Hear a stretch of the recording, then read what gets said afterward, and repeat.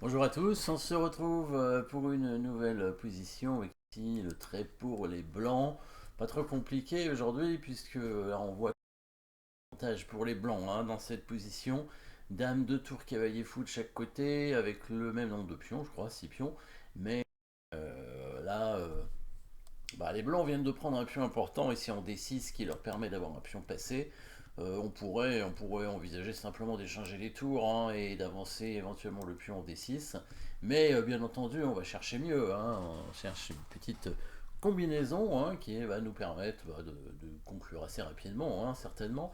Un pion prise ici en F6. Alors le souci c'est que si on le prend avec la tour, évidemment, il y a cette fourchette avec cavalier prend D5, mais s'il y a une fourchette pour l'adversaire, c'est peut-être qu'il pourrait y en avoir une pour nous aussi. Et oui, vous l'avez trouvé évidemment cette fourchette, bien entendu, avec le coup cavalier prend F6, bien sûr, parce que maintenant si les noirs prennent la tour ici avec la dame, hein, il va y avoir la fourchette ici avec le cavalier. D'ailleurs, on le met tout de suite, on n'échange pas les dames. Hein, on met tout de suite le cavalier, bien entendu, pour faire échec, pour dévier la tour, et ensuite récupérer évidemment la dame. Hein. S'il avait pris avec la tour, on aurait fait de même et on aurait pris la dame directement en C7. Donc ici, cavalier prend F6 avec une tour imprenable, et oui. Voilà, donc le blanc gagne un pion important, puisque l'autre pion ici en E5, maintenant va être très très compliqué à protéger. En plus, le cavalier peut facilement être protégé par le pion. Qu'est-ce qui s'est passé dans la partie? Après roi F7, pour éviter la fourchette, les blancs ont simplement échangé les tours. Et justement, avancer ce pion pour défendre le cavalier. On voit qu'ici, le fort pion passé va avancer rapidement. Il va permettre au fou d'avoir cette diagonale. Et puis, le pion en E5 semble assez difficile à défendre, puisque sur Dame C7, il y aura le pion qui avance en D6 avec une fourchette, bien entendu. Donc, qu'est-ce qui s'est passé? Cavalier F5, tour prend pion, les blancs qui gagnent un deuxième pion, qui investissent la colonne, hein, qui pourrait menacer de rentrer à tout moment avec un très bon cavalier. Évidemment, sur la sixième rangée, la position est perdante, ça va pas durer très longtemps, dame C7 tour, on va tranquillement pour protéger la première rangée, on ne sait jamais, on ne donne pas de contre-jeu à l'adversaire. Fou B7, fou H3, peut-être pour prendre le cavalier. Les blancs ont l'intention de prendre le cavalier et peut-être ensuite de ramener la dame de ce côté-là pour venir faire des attaques. Cavalier D6, échec en E6 et les noirs ont abandonné. Pourquoi? Parce que la position est perdante, il y a deux pions de moins, mais sur le coup droit en G7, on peut envisager une dame qui va venir sur la diagonale hein, en D4, pourquoi pas.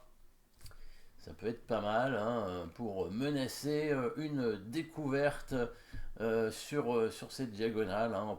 On pouvait aussi amener le cavalier en D7 avec l'idée d'attaquer la tour et de menacer. Je crois que c'est une menace de mat. Hein. Oui, oui, c'est un mat. Hein. D'un des quatre, c'est un mat. Effectivement, donc là, les blancs gagneraient immédiatement du matériel. Et si on était encore plus malin, on pourrait carrément mettre le cavalier en E8. Et oui, pourquoi? Parce que y a la fourchette hein, de tout à l'heure, hein, roi-dame. Et quand il prend le cavalier, c'est un mat en deux coups qui va arriver avec dame D4. Non, plus que deux coups, trois coups.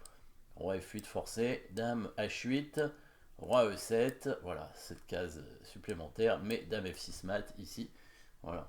Ici, il avait pris avec le cavalier. Du coup, ici, ouais, ça aurait été un petit peu plus que deux coups, certainement. Puisqu'il y aurait simplement une découverte peut-être du fou. Hein, on bouge le fou quelque part. Pas n'importe où. Un joli coup de fou en C8, ça peut être pas mal. L'idée, c'est de faire une interception sur la tour. Comme ça, le cavalier n'est pas protégé. Hein, comme ça, sur roi F7, on peut faire dame, prend cavalier, échec, par exemple. Sur roi D6, on peut faire un petit échec en E5, certainement, qui devrait réussir à mater rapidement. On va gagner la dame, certainement, avec tour C1. Ou pion qui avance en D6 aussi, c'est bien aussi.